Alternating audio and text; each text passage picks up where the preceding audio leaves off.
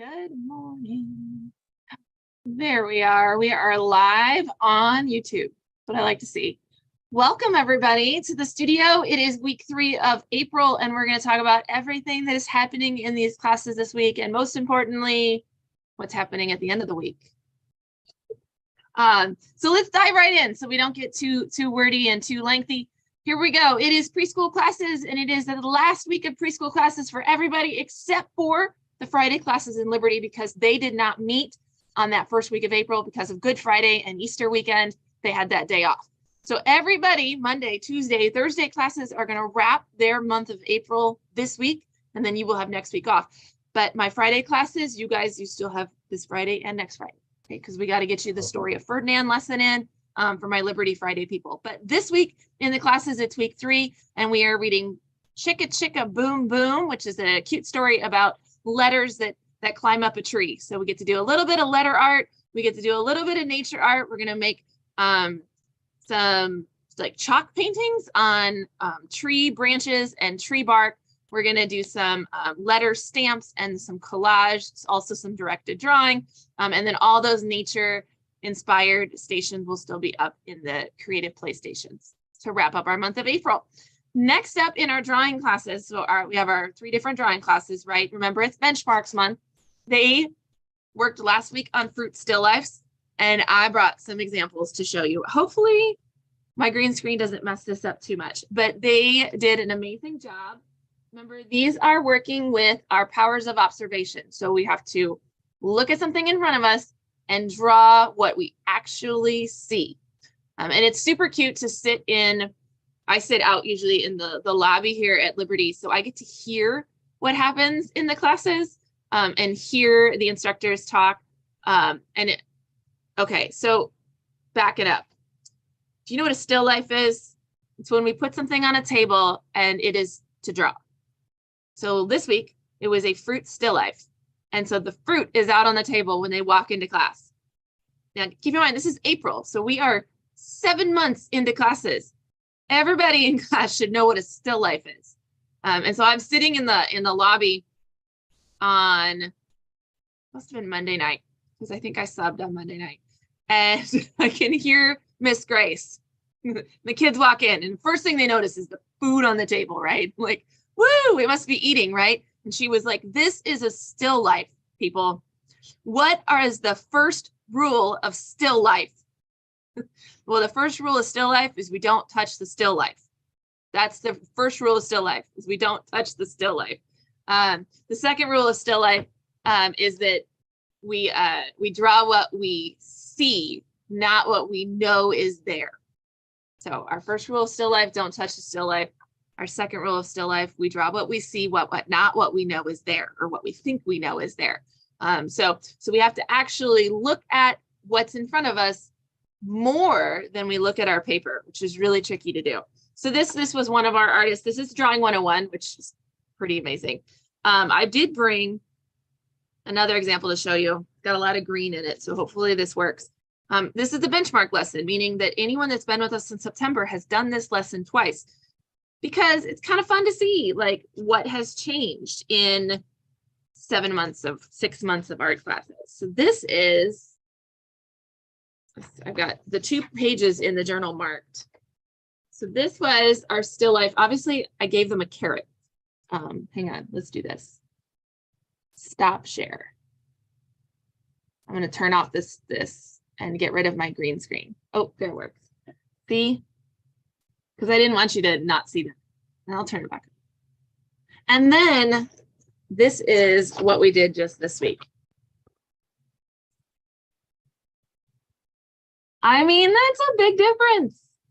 Same artist, a couple months apart. So we're really proud when we can see incremental steps. They're not all that dramatic, but little like aha moments that affect the drawing that you do in the future. So we're excited when we can see those in our benchmarks. I'm going to go ahead and go back to sharing my slideshow here. There I am. Okay, so our drawing classes this week are going to be working on the 3rd week of benchmarks, which is for everybody a portrait, self-portrait. They're going to look in a mirror, observational drawing, and draw ourselves as we see ourselves. practice. And so my 101s obviously are working on like placement and details. My 102s are working a lot on where are the shadows, where are the highlights, and trying to get that bone structure, right?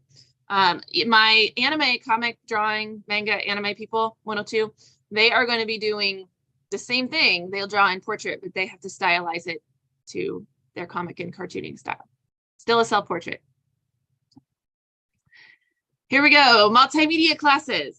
I only brought one example prop because remember last week, all they did was sew on those worksheets. So my kindergarten first, second, third, and fourth, fifth all did sewing practice last week. Last week was the week where they learned to thread a needle, tie a knot, and sew some stitches. For my younger kids, the sewing was just trying to get them in there, get them poking needles through fabric or needles through paper, and seeing how we actually draw lines when we make stitches, because that's what they're going to be doing in their embroidery hoop. My fourth and fifth grade in my homeschool classes had to actually learn to sew a running stitch because their stitches have to hold their monster felt pieces together. It has like structural importance to the project. K1 and second, third, it has no structural importance. It is purely for aesthetics. So they played with their needles and learned to tie knots. Nobody cried, I think. So that's good. Sewing is hard. I did hear from some of our parents that some kids went home and were like, I need a sewing kit.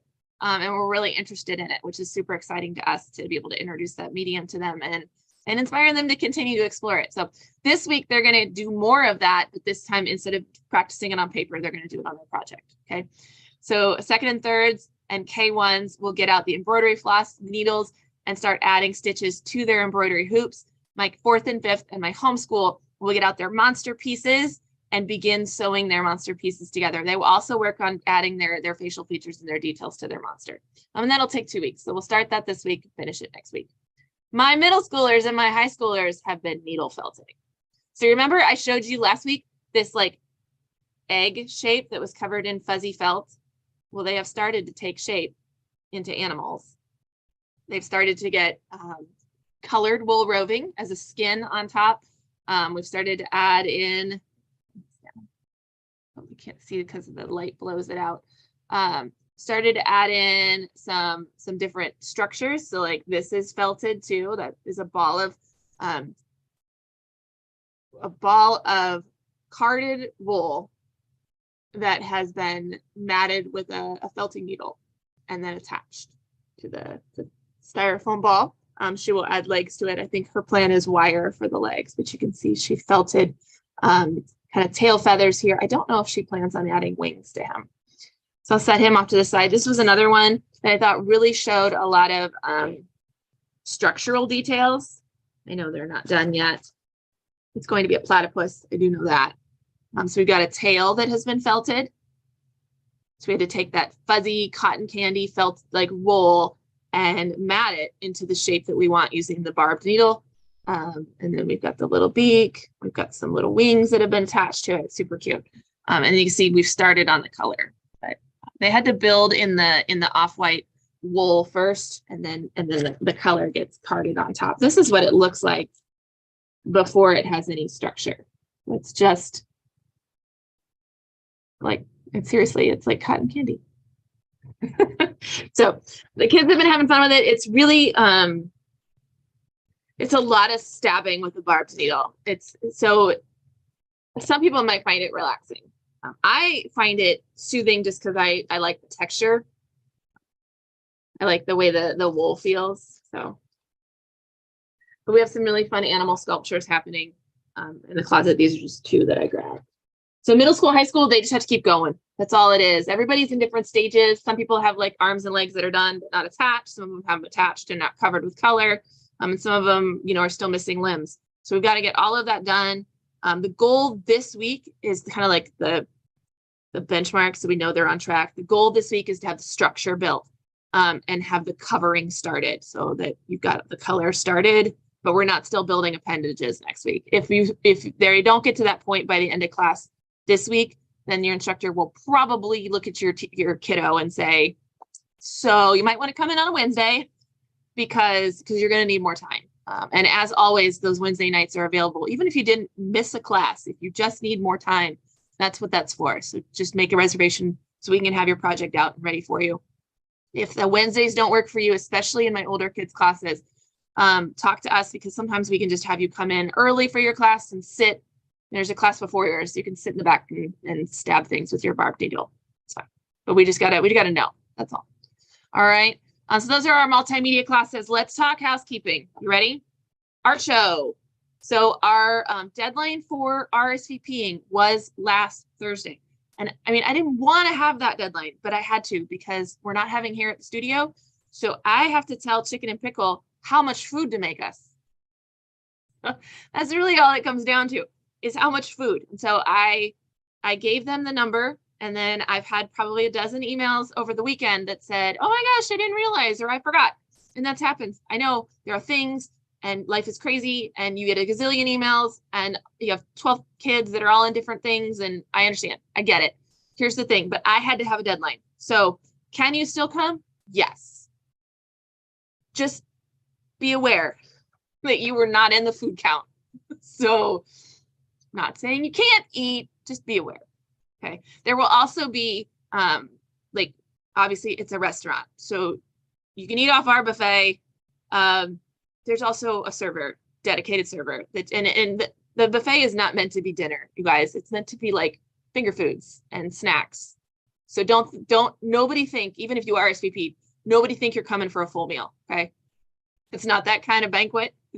It's finger foods. It's like just to snack on, because it's a social event and it's more fun if we have food and drink. So that's all it is. If you want a full meal, we have a dedicated server that you can order from, and then that goes towards, I have a minimum that I have to spend, which, I mean, my food order meets the minimum anyway, so it's not a big deal if you find a different server. If you go downstairs and eat, you don't have to worry about meeting my minimum. We will hit the minimum. It's not a problem.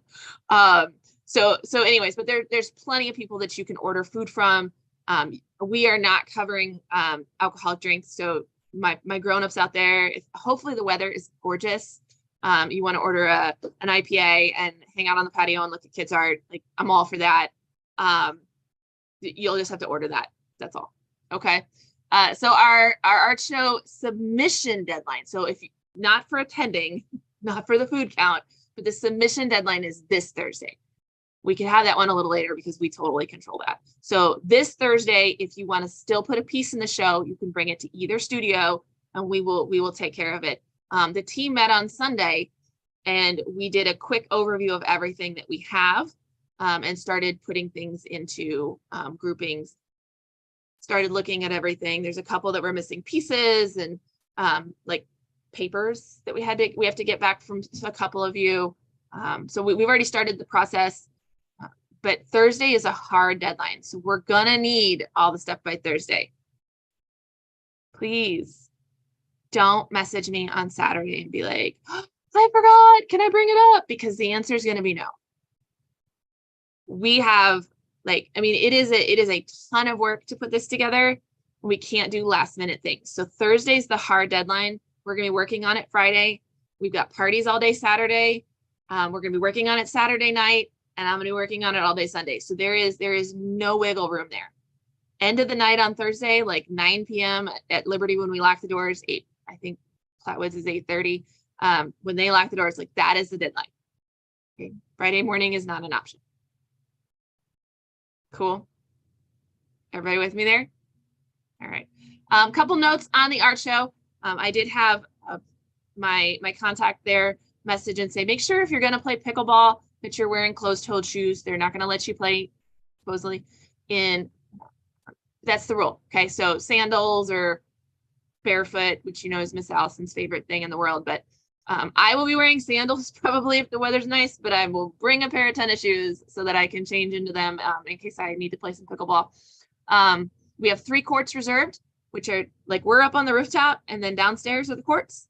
I fully anticipate that you can go up and down as many times as you want, right? So upstairs will just be the art and the food. I don't even know how much seating there will be upstairs. Like, if you wanted to grab food and sit down and eat, like, I don't even know how much we will have upstairs, because we're going to be taking up a lot of our rooftop with, we We've got like freestanding panels that are going to be displaying the art. So up, down, up, down. If you want to hang out, you can hang out up until it gets too crowded, and then you may have to hang out downstairs. The capacity of the rooftop, my understanding, is about 300, and we easily have that RSVP'd, probably closer to 400. We have about 200 artists, and then plus the grown-ups. So 400-ish is probably our number, but again, we'll come and go because not everybody will stay the whole time. So I fully anticipate that we will take over the entire space. The rooftop is exclusively ours, and then downstairs, of course, is where the yard games are. So you can play like Jenga, or you can play cornhole or bags, or whatever they call it. But yeah, so all the yard games are free, but they're open to the public. So we'll share that with everybody else, and we'll be good at sharing things. And then we have 3 pickleball courts reserved just for us. Okay. There is a waiver you have to sign for pickleball. I'm assuming that they will have that there. Assuming. And we've got the paddles and the balls and the courts. We'll figure it out when we get there. What else do I need to tell you? Awards. So in the past, we've done like a presentation. That will not happen because we can't fit everybody up on the rooftop to do it. That was the only drawback of this space. I'm going to keep looking for additional, like we're going to try a couple different spaces and see what kind of banquet we like. This is going to be very family friendly and hopefully very beautiful night, beautiful fun, and very informal. I would also like to try one sometime in a banquet hall where we can dress up, you know, and have a presentation. But we won't have any presentations. We do pick winners, and I'll go over that in just a second, but just so you know, there won't be like a time like last year or the year before where we like I stand up on a ladder and call up like, and our first place for K1 multimedia is like there will not be that. The ribbons will just already be on the artwork displayed. Okay. And then your instructors will have their certificates for you, either at the event, if you want to like grab it, take a picture with it. If you don't, and you're like, it's just one more thing to hold on to, we'll bring it right back to the studio and put it in your class copy. Okay. So the awards are, we give first, second, and third place for the different age categories. This year, we also split, so there are more awards. We also split the multimedia and the drawing. So if you have a drawing kiddo who submitted something, they're in their own category with all the drawing kids. We have like first place in K1, first place in second, third, fourth, fifth, 6th through 8th, and 8th through 12th is how that works. Oh, and preschool. So there's first, second, and third in all of those age categories for drawing and for multimedia. So whatever that math ends up being, it's a lot of ribbons, but not everybody will get them. There are some categories that are really, really competitive. Some didn't get a whole lot of submissions, so it wasn't nearly as competitive. But something like my 4th and 5th grade or middle school drawing, super competitive, and a lot of like really talented artists. We met on Sunday and we divided everything in categories. Keep in mind, like if you didn't submit yours yet, that doesn't mean you can't win. It's just we had to get a jump start on it. So otherwise it's just too much. But the team met on Sunday afternoon and we put everything out in categories and we put it down on the tables, and then we stand on the tables and we talk about things and we make decisions, and we discuss which ones were our favorites and why, which ones really show completeness, composition, skill, uniqueness, creativity. Those are the kinds of things we're judging on. And the difficult thing is it's not always apples to apples, right? So we're judging a abstract painting versus a realistic chalk pastel work. Like those are two very different, those are apples and oranges. So if there were two abstract paintings at the same scale by the same, it'd be a lot easier. So there's a lot of great discussions that happen among the instructor team. I will be honest, we don't always agree. There are times where like, no, like, I mean, we're pretty divided. We have to come together and make a decision, but I want you to know it's never like an easy decision, and it's not one person that makes it. I don't have the final say. It's something that we all decide on. So those ribbons will be up on the artwork. And then there will be one more award that we haven't even started on discussion on, but between all the first places, we will pick a best in show. And then there will be a ribbon for best in show. Okay. All right. Our instructors will be having conversations in classes this week about about that, so that everybody understands, like, it's not, if you don't have a ribbon on yours, it's not that your art was bad. we have no bad art. It's just, I mean, there's always somebody, right, that I feel like that's a life lesson. There's always going to be somebody better than me. And there's always, you know, it's just how life is.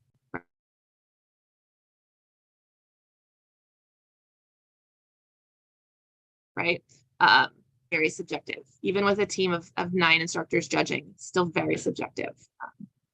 It's not like my kids are doing track right now, right? It's not like I've got my daughter's throwing the javelin, right? So she throws it and then there's a measurement. You're like, you're either further than the last person or closer. Like it's not that cut and dry. There's a lot of subjective nature to it. And we're always happy to chat about like what maybe pushed you up or what maybe held you back. So we also look at the artist statements, and that's something that sometimes can like push you over the finish line. We're like, oh, that's a really good statement about your art. So, all right. So that's everything on the art show. If anybody has questions, especially on awards, because I do know it's kind of touchy. I did get some messages last year from parents that had upset kids because they did not win. And I feel like part of that is on us, of not preparing them that there was even going to be awards. So we've tried to do a better job this year to make sure people know that that's happening. And then managing those big emotions, which are valid and true and real. And we just look at that as a learning experience. Like if not getting an award is very upsetting, that's a chance for us to learn and grow as artists and as people, and disappointment is real. It is. And we're always happy to chat with your kiddo about that. Okay. All right, here we go. I think that's it. Yeah, I thought I had one more slide, but I don't. I have no other housekeeping notes. I feel like there's things we should talk about as we like speed towards the end of the year, but let's just get to the art show. Then we'll talk about May. Okay, this is gonna be a busy week for us. If you need anything, I am available here at the Liberty Studio all week. Best way to reach me is with a DM to our social media channels or an email. So if you call me, leave a message, I'll call you back. Otherwise, I'll see you guys next week. I'll see you at the art show, and then I'll see you next week. Bye, everybody.